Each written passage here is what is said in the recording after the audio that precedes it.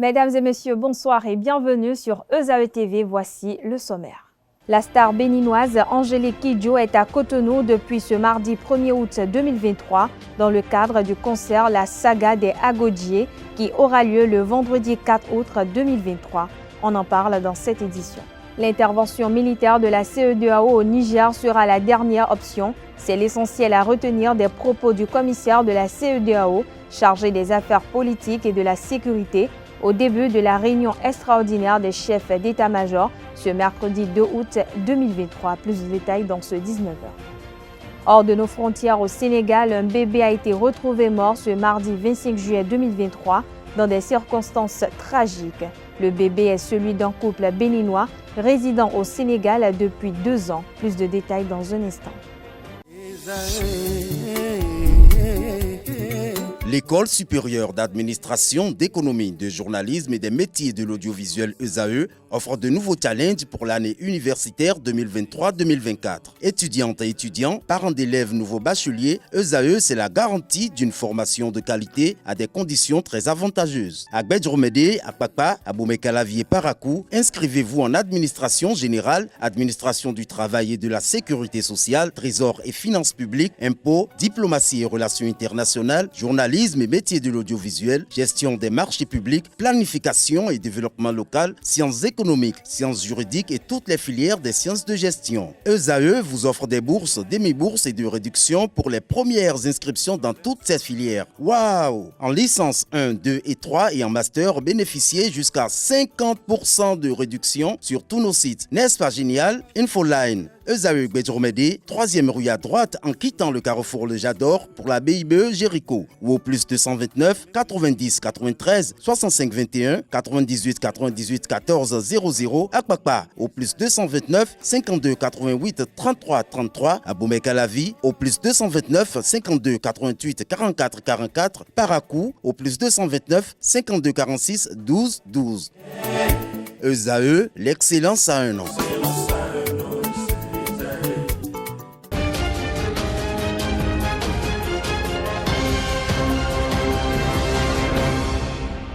À nouveau, bonsoir, ravi de vous retrouver. Le Bénin a célébré ce mardi 1er août 2023 son 63e anniversaire. Pour commémorer cet anniversaire, un défilé militaire et paramilitaire a été organisé sur le boulevard de la Marina en présence du président de la République, Patrice Talon, et de son invité spécial, le président de la République fédérale du Nigeria, Bola Tinubu.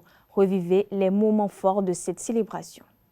La garde rapprochée, la sécurité présidentielle qui accompagne le véhicule qui doit déposer au pied de la tribune officielle le chef d'État nigérien Bola Ahmed Tinubu, président en exercice de la CEDEAO, avec qui le chef de l'État forme d'ailleurs une troïka ensemble avec le président bissau-guinéen pour faire face, en tout cas proposer un plan de relance de l'offensive sécuritaire dans la sous-région.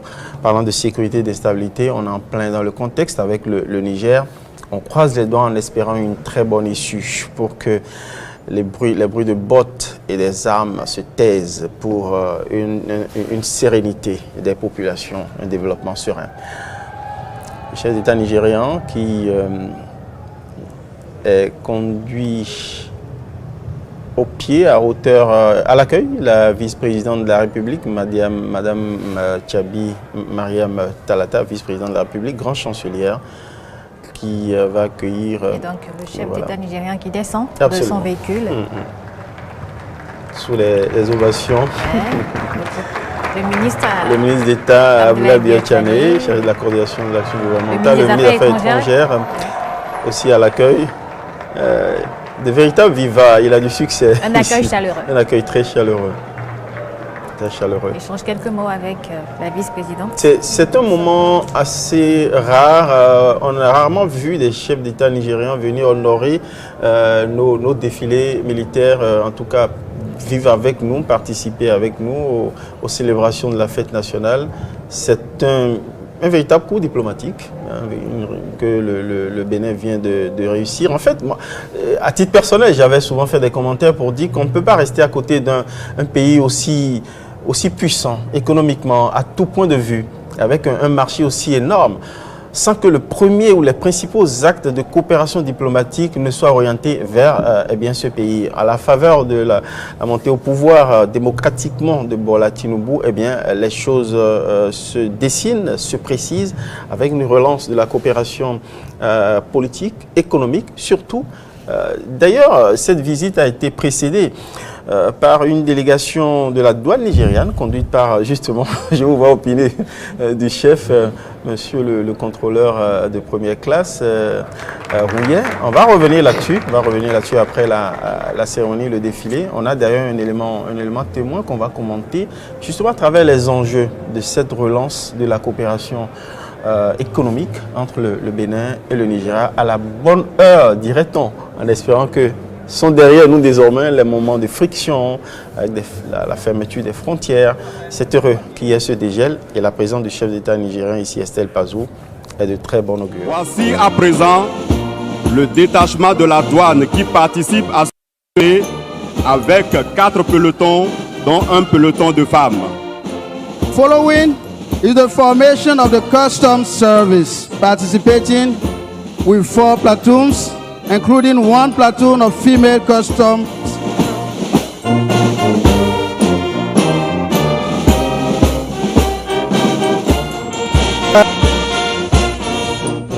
De toutes les forces de défense et de sécurité. Il y a des travailleurs de l'homme, l'énergie pour qu'on arrive à ça. Bien entendu.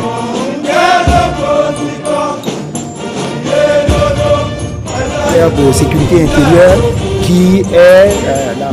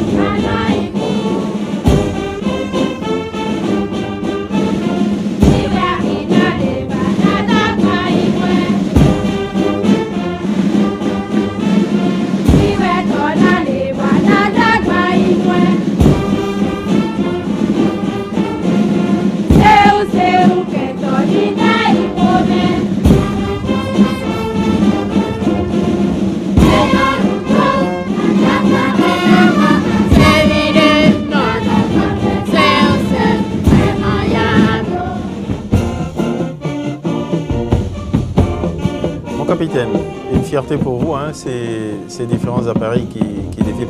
Parmi ces appareils, il y en a qui sont dédiés au combat, il y en a qui sont dédiés au soutien logistique, c'est bien ça, ou bien tous sont mixtes, ont des fonctions mixtes? Ils sont tous dédiés au combat, mais les Super Puma sont beaucoup plus dédiés au soutien logistique. Cela ne les empêche pas d'intervenir dans le combat si besoin est. Donc de ces appareils sont équipés d'armes pour ils sont tous tirer à partir des airs. Et à bleu Cameroun mais tant les d'un coup d'orban mais sans dédié le bibé wenwe Cameroun mais tant les Super Puma podo écureuil po y bon Cameroun sans dédié boy mon boy toé de bodo de où Le président de l'État fédéral du Nigeria, Bola Tinubu, accompagné d'une forte délégation, a pris part ce mardi 1er août 2023 aux festivités du 63e anniversaire d'indépendance du Bénin. À l'issue du défilé, le président nigérian et le chef de l'État béninois Patrice Talon ont animé un point de presse. C'est une première visite officielle en dehors du Nigeria, a indiqué Bola Tinubu lors de la conférence de presse. Le Bénin et le Nigeria sont des Siamois et dans tous les aspects de la vie. Donc nous sommes les mêmes et on peut remonter même au niveau de l'ADN pour constater et pour pouvoir faire avancer le continent africain. Nous devons travailler à promouvoir la coopération économique et œuvrer pour la stabilité sur le continent, a souligné Bola Tinubu. Pour le chef de l'État béninois Patrice Talon, le Bénin et le Nigeria ont un même peuple, un même destin. Nous avons à partager la prospérité ensemble, a-t-il ajouté. Toujours dans le même registre, la star béninoise de renommée internationale Angélique Kidjo a foulé ce mardi 1er août 2023 le sol béninois. Sa présence au Bénin se justifie par l'organisation du concert La Saga des Agodjiers qui aura lieu le vendredi 4 août prochain. Elle a été accueillie à l'aéroport de Cotonou dans la nuit du mardi par une délégation du ministère du Tourisme, de la Culture et des Arts. Organisée par le gouvernement béninois à l'occasion des manifestations officielles de la fête de l'indépendance, le concert La Saga des Agodjiers se tiendra le vendredi 4 août prochain à partir de 21h sur l'esplanade de l'Amazone à Cotonou. Notons que pour l'occasion, des artistes comme Fanny Sena, Fatih, les sœurs Teriba, Pepe Oleka, Sessima et Zénab seront également de la partie. Le chef de l'État Patrice Talon va se rendre bientôt en Chine dans le cadre d'une visite de travail et d'amitié. Selon les informations, le dit voyage interviendra dans quelques semaines, soit après les vacances gouvernementales. Il pourrait à l'occasion rencontrer le président chinois Xi Jinping. L'ex-président de la République de Côte d'Ivoire, Henri Konan Bédié, s'en est allé ce mardi 1er août 2023 à Abidjan. Né le 5 mai 1934 à Douakro, le leader du Parti démocratique de Côte d'Ivoire, Henri Konan Bédié, est décédé à l'âge de 89 ans. Connu comme l'une des figures les plus puissantes de la vie politique de la Côte d'Ivoire, Henri Konan Bédié a marqué également son peuple par son parcours emblématique. À ce propos, je vous invite à suivre cet élément qui retrace le parcours emblématique du grand homme, élément réalisé par Nonsirine Fatoumbi. Deuil dans l'arène politique en Côte d'Ivoire. L'ancien président ivoirien Henri Konan Bédié est mort ce mardi 1er août 2023 à l'âge de 89 ans dans un hôpital privé à Abidjan. Surnommé le crocodile de Douakro, c'est un monument de la politique ivoirienne qui disparaît. À 89 ans, il a tout fait, tout connu. Ambassadeur aux États-Unis dans les années 1960 à l'âge de 26 ans, il sera ensuite ministre de l'économie et des finances de feu Félix Houphouët-Boigny avant de devenir président de l'Assemblée nationale, puis chef de l'État de 1993 à 1999 après la mort de ce dernier. Il était connu notamment pour son concept nationaliste, voire xénophobe, l'ivoirité. Il a dirigé le Parti démocratique de Côte d'Ivoire, parti du premier président ivoirien, feu Félix Houphouët-Boigny. Le crocodile de Douakro ne durera pas au plus haut sommet de l'État. En 1999, il fut renversé par un coup d'État mené par le général Robert Gué, qui est Henri Konan Bédié, né le 5 mai 1934 dans le village de Dadiekro, au sein d'une famille de planteurs de cacao. Henri Konan Bédié se voulait l'héritier et le successeur de Félix Houphouët-Boigny, d'ethnie baoulé comme lui. Un temps allié avec le président Alassane Ouattara, élu pour la première fois en 2010, Henri Konan Bédié était retourné depuis 2018 dans l'opposition où il s'est rapproché des partisans de Laurent Gbagbo. L'ancien homme fort de Yamoussoukro avait également été désigné candidat lors de la dernière élection présidentielle en 2020 en Côte d'Ivoire. La CEDEAO a tenu le dimanche 30 juillet dernier un sommet extraordinaire sur la situation actuelle au Niger. Au terme des assises, l'organisation sous-régionale a pris des sanctions contre le régime militaire et a ordonné la réinstallation du président démocratiquement élu dans un délai d'une semaine. À quelques jours de la fin de ce délai, la rédaction de ESAE Télévision s'est rapprochée de quelques citoyens béninois afin de recueillir leurs avis sur le sujet. Suivons-les au micro de Nonsirine Fatoumbi et Anedo. Dire que dans une semaine, ils vont agir par un coup de force, moi je trouve que ce n'est pas approprié. Je pense que cette décision, elle est très malvenue. Puisque quand on parle d'un coup d'État, il faut aller négocier avec ceux qui ont fait le coup. Cette fois-ci, la CEDEAO, d'abord, ils ont vite réagi parce que les dirigeants ouest-africains, c'est la peur et la stupéfaction qui les anime. La CEDEAO est dans son rôle. C'est son rôle que l'ordre constitutionnel soit respecté dans chaque État. Et quand il y a remise en cause de cet ordre, c'est normal que la CEDEAO intervienne pour obliger les putschistes à revenir à l'ordre constitutionnel. Moi, je veux demander à ces émissaires de savoir s'envoyer. Je suis sûr que le peuple nigérien ne va pas se laisser faire. Ils ont dit qu'ils sont prêts. Ça veut dire déjà des avions, des aéronefs français ont violé le sol et les espaces aériens du Niger. C'est des violations flagrantes. C'est un État souverain. Est-ce que c'est parce que nous sommes la France qu'on doit violer tout ce que nous trouvons comme espace, ou bien c'est parce que nous savons que nous sommes suffisamment forts? Mais nul n'est jamais assez fort pour se prévaloir de sa propre turpitude, parce qu'au moment où on s'y attend le moins, les surprises sont là. Quand on va commencer par tirer dans tous les sens, c'est maintenant que le peuple nigérien va donner le quitus maintenant de soutenir la junte au pouvoir. Et c'est des catastrophes. On ne peut pas faire le bonheur d'un pays, d'une nation contre son gré. Si les gens, ils avaient dit qu'ils ont désavoué Bazoum parce qu'il y avait une situation de terrorisme où, au dit du général, ils devaient avancer, ils ont demandé du renfort, on en leur en privé, et après, ils sont tombés en embuscade. C'est eux qui sont sur le terrain et ils savent ceux dont ils sont victimes. Donc aujourd'hui, la lutte contre le terrorisme, la manière dont c'était voilé, aujourd'hui, le peuple commence pas à comprendre que c'est l'arbre qui cache la forêt. Ils cherchent la paix et ils prônent la guerre. Je ne comprends pas. Il faudrait que ceux-là qui prônent la guerre contre le Niger aillent consulter leur dictionnaire et voir, relire ce qu'on appelle la souveraineté, relire ce qu'on appelle l'autonomie. Alors, si le Niger n'a pas une souveraineté, qu'on nous le dise. Si le Niger n'a pas son autonomie, qu'on nous le dise. Je l'encourage. Mais ce que moi je crains, une semaine qu'ils ont donnée là, ils n'ont qu'à encore proroger. Parce que pourquoi? On ne sait comment la guerre va commencer.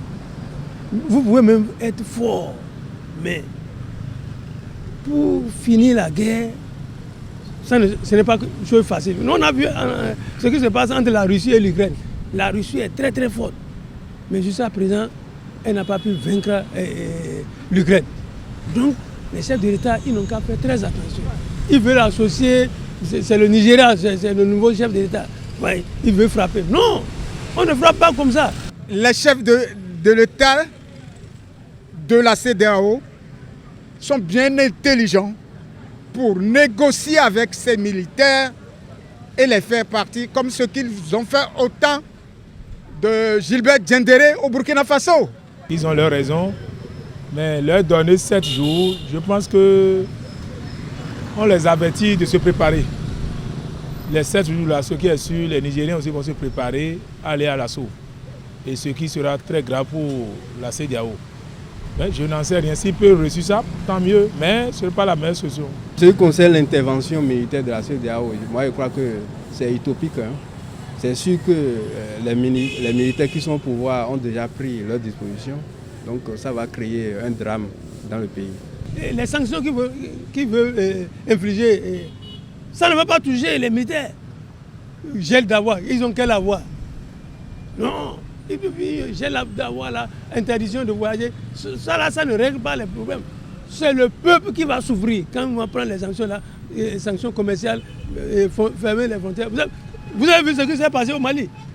C'est le peuple qui a souffert. Après, ils ont encore suspendu les sanctions. Hein? On les a réintégrés. C'est toujours ça. C'est-à-dire qu'ils veulent montrer qu'ils sont inflexibles. Oh, c'est la peur. Ils ont peur, ces dirigeants ouest-africains. Hein? Ils n'ont qu'à chercher à accompagner les Nigériens au lieu de chercher à les infliger une sanction. Et c'est le président nigérien qui est en train de faire ça. Et vous voyez, la France aussi a beaucoup d'intérêt là. Hein? La France aussi a intérêt parce que ce sont derniers alliés. Et ils ont des accords avec le Niger. Ils ont 1500 soldats qui sont là. Et les Américains aussi sont présents avec des drones. Et les Allemands aussi sont présents, les Européens. On sait que le Niger est un pays enclavé. Il ne peut pas s'en passer des aides. Parce que l'Union européenne, ils ont dépoussé beaucoup de choses. Donc, s'ils ont suspendu tout ça là, c'est les Nigériens qui vont souffrir. Hein? L'argent de pouvoir. Donc, et même la vie du président Bazoum est en danger. Hein? C'est ce que les gens ignorent. Hein? Quand vous avez frappé maintenant, ils veulent associer le Tchad. C'est vrai, les Tchadiens sont forts en combat, mais ça ne peut pas régler les problèmes. Quand vous regardez la dimension du Bénin par rapport au Niger, mais moi je suis inquiété. Je vais vous dire pourquoi.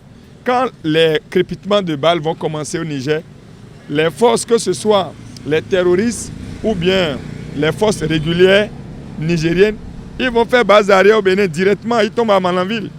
Ils tombent dans le nord Bénin. Et vous regardez la position du Burkina Faso, qui est frontalier aussi au Bénin. C'est déjà un souci. Voilà la position du Sénégal. Donc quand les gens parlent, ce n'est pas... Il faut qu'on dépasse les débats. Aujourd'hui, l'intervention, c'est vrai, la CEDEAO se réunit. La CEDEAO, c'est une institution sous-régionale qui, dans ses attributs, devait réguler le fonctionnement à l'intérieur de ces pays-là. Mais déjà qu'il y a un vice de forme et de procédure dans certains États membres. Prenez le cas de Mali. Qu'est-ce qui s'est passé?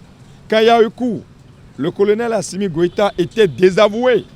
Nul n'ignore les sanctions en leur taille, en leur essence et en leur quintessence. Mais aujourd'hui, quand le peuple a tenu bon avec ce régime-là, cette junte au pouvoir-là, qu'est-ce qui en a été? Toutes ces sanctions-là, toutes ces sanctions ont été révisées. Ça veut dire que le peuple parle. Et on dit qu'il n'y a jamais de fumée sans feu. Moi, je crains, si c'est comme de manière fortuite, à chaque fois où un président est envoyé en mission, au lendemain, il y a un coup chez lui. Et c'est le cas du Burkina. Après l'envoi de Roch Marc Christian Kaboré, quand il est revenu après l'intervention, il en a eu. C'était pareil aussi au Guinée. C'était pareil aussi au Burkina Faso. Il est intolérable qu'on accepte des coups de force dans un État démocratique. Bazoum, le président Bazoum a été démocratiquement élu.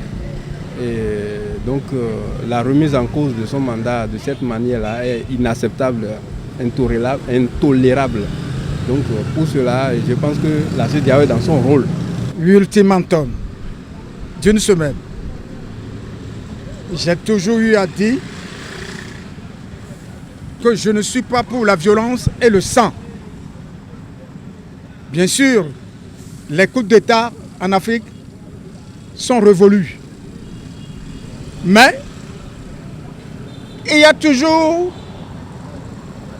le ver dans le grain. Qu'est-ce qui pousse les militaires à des opérations de force? C'est la mauvaise gestion de nos États.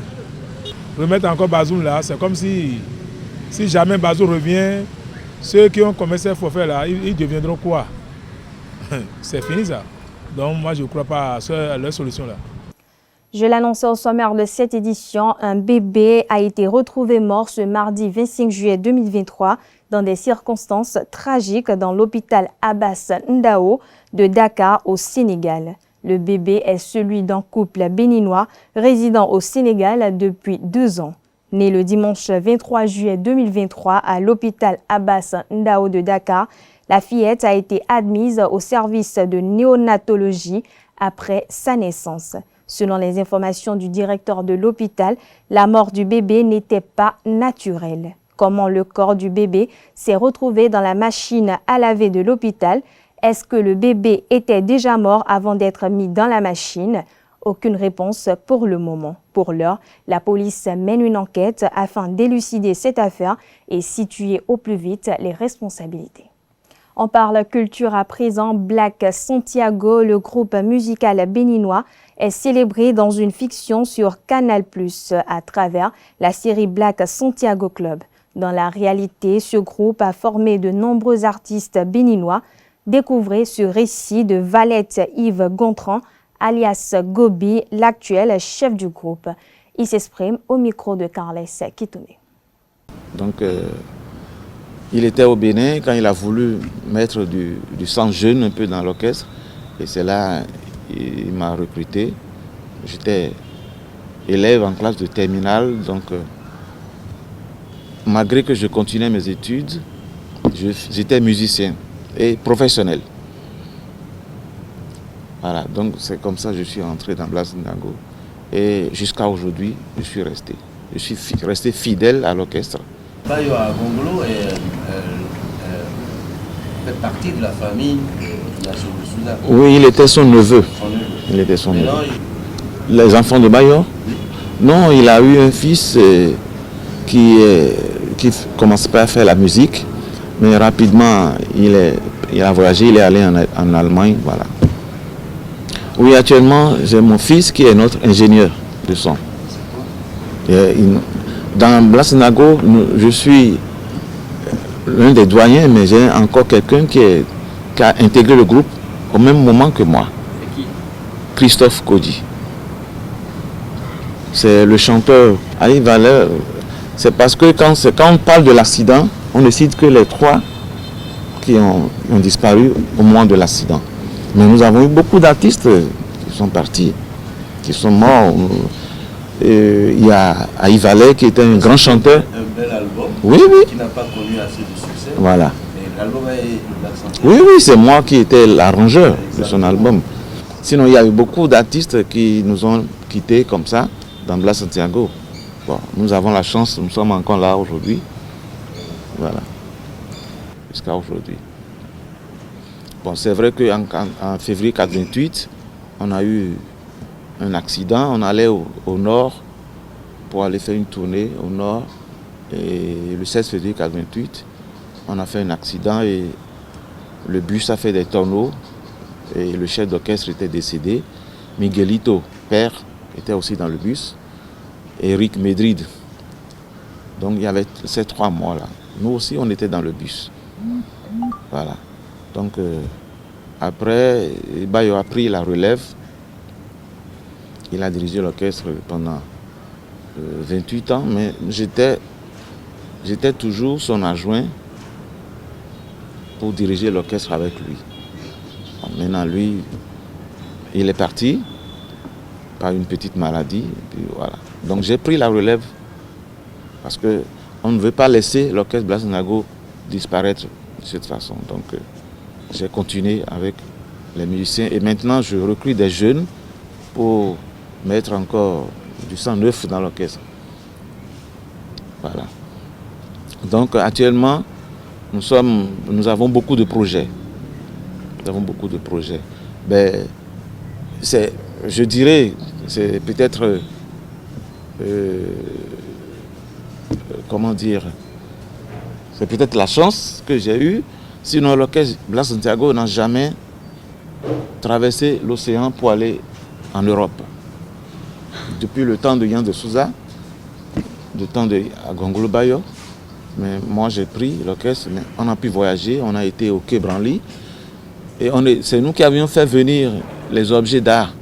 Ah oui? Oui, parce que c'était la semaine culturelle, donc c'est nous qui avions été sélectionnés pour aller animer la semaine culturelle à Paris.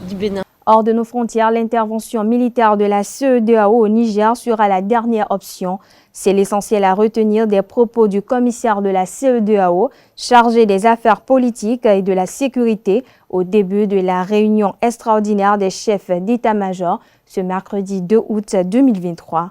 L'option militaire est la toute dernière option sur la table, le dernier recours, mais nous devons nous préparer à cette éventualité, a déclaré Abdel Fattah Moussa.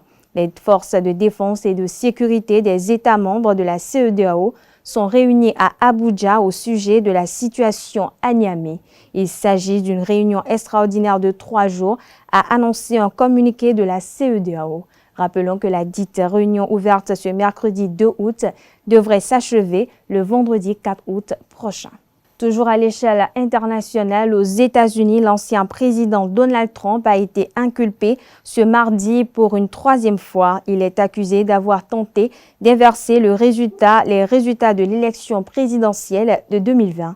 L'ancien président américain pourrait continuer sa campagne, voire être élu, même en cas de condamnation pour conspiration et fraude au gouvernement des États-Unis. Le procureur spécial Jack Smith, qui dirigeait l'accusation, a indiqué qu'il cherchait à obtenir un procès rapide, mais si Donald Trump était élu président avant la conclusion de la procédure, il pourrait être en mesure d'y mettre fin. Par ailleurs, si le milliardaire était condamné avant la présidentielle et ensuite élu, il pourrait accéder à la fonction suprême malgré tout et ensuite s'auto-amnistier. Si Donald Trump est condamné, il pourra certes devenir président, mais n'aura plus le droit de voter jusqu'à ce qu'il ait purgé une éventuelle peine. Voilà, chers internautes, ainsi prend fin cette édition. Merci de l'avoir suivi. Merci de votre fidélité. Bonne suite de programme sur EZAE TV.